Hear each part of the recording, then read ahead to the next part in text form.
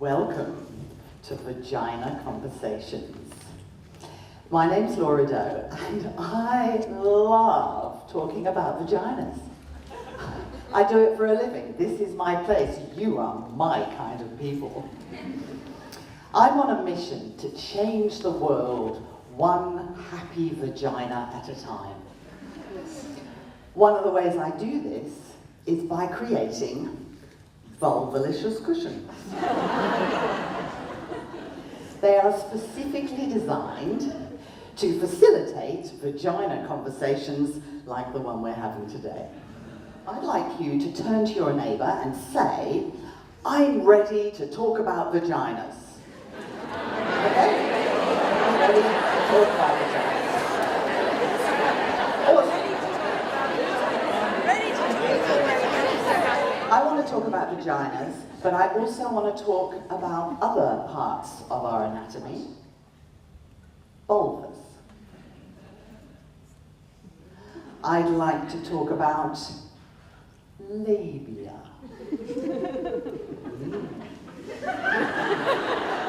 Both inner and outer labia. I'd like to talk about clitorises.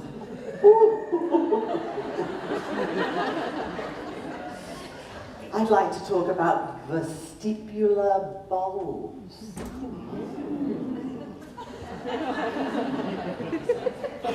I'd even like to talk about the G-spot.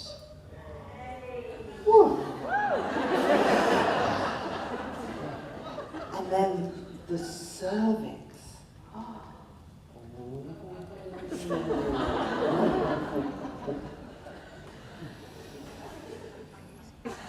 I think it would be great if we talked about these things a lot more. If we really talked about them, if we talked about them at tea time, if we talked about them in the library, if we talked about them everywhere, because we're hideously undereducated. I lived for 50 years without even knowing I was equipped with vestibular bulbs.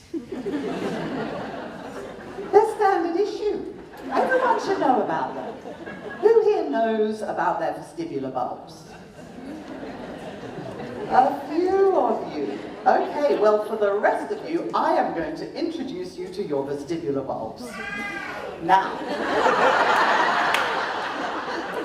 first we find the vestibule, which you may know from church is the antechamber before we enter into sacred space. The vestibule is one of the better names of our genitals.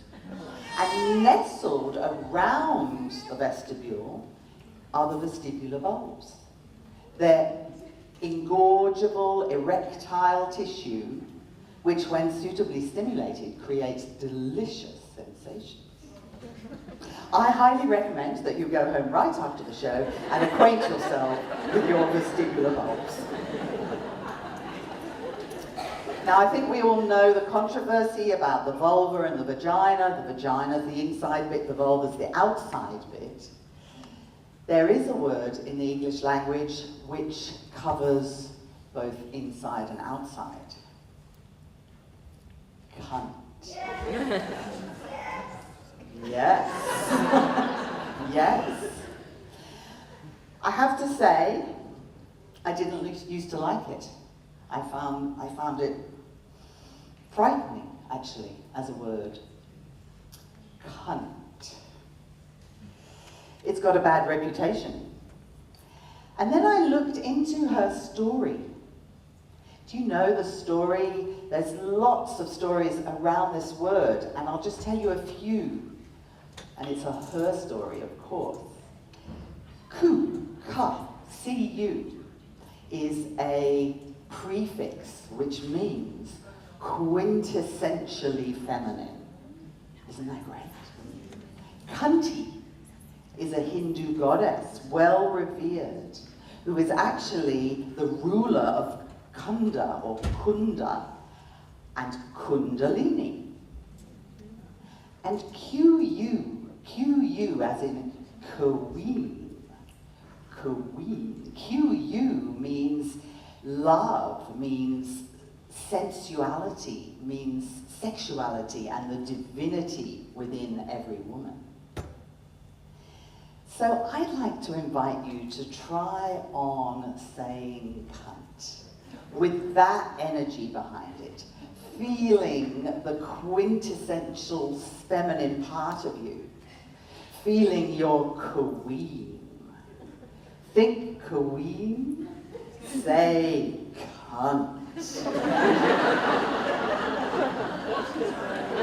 Cunt. Cunt. Whoa. Do you feel the power in that? I confess I still hear the bad word behind it, but I'm trying to reprogram myself. I want to reclaim that word for myself and for all of us. I want to feel the power and the queenliness in it. So even when I say it and I hear that, I want to come back to that feeling of queen, queen. Why do I want to reclaim it? She is the essentially feminine part of me. I want to talk about her without shame. I want to talk about all of her magnificent folds and crevices. I want to encourage more women to get to know intimately their own amazing anatomy, to discover her marvelous orchestra of erotic structures, to connect with the pleasure and the empowerment that we have, quite literally, at our fingertips. And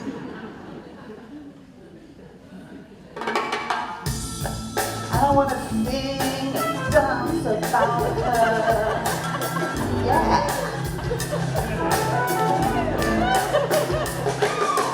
Now listen up, ladies of Byron Bay. There's way too much stress in our world today. We know it's a killer, so it only makes sense to do whatever you can to make sure you're not tense.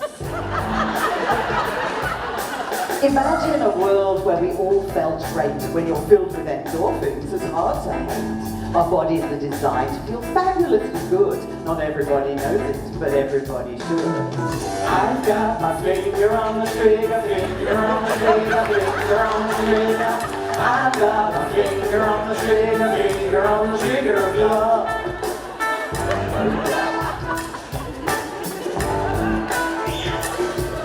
They're spreading false rumors to make you uptight. They say you'll go blind, which just can't be right. They say you'll grow hairs on the palm of your hand. Somebody even simple should be totally banned.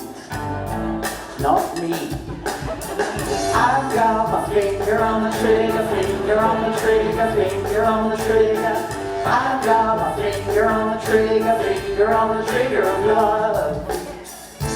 You know what I'm talking about. I've got perfect design. Finger on the trigger of love. There are thousands of magazines conveniently located in one teeny tiny super special spot. Happy people live much longer. Good feelings make you stronger. So why not make the most of what we got? I've got my finger on the trigger, finger on the trigger, finger on the trigger. I've got my finger on the trigger, finger on the trigger of love. Ladies, we've been issued with the most amazing machinery. Become an owner-operator. To wrap up this rap, here's my final suggestion. The art of self-pleasure is worth cultivation. It passes the time. It makes you feel great. There's no age restrictions, it's never too late. And if you're well versed in loving yourself, there's no need to fear being left on the shelf. Should you locate a significant other, you can show them just how to excel as your lover. I've got my finger on the trigger, finger on the trigger, finger on the trigger. I've got my finger on the trigger, finger on the trigger of love. You can say it. I've got my finger finger on the trigger, finger on the trigger, finger on the trigger. I got my finger on the trigger, finger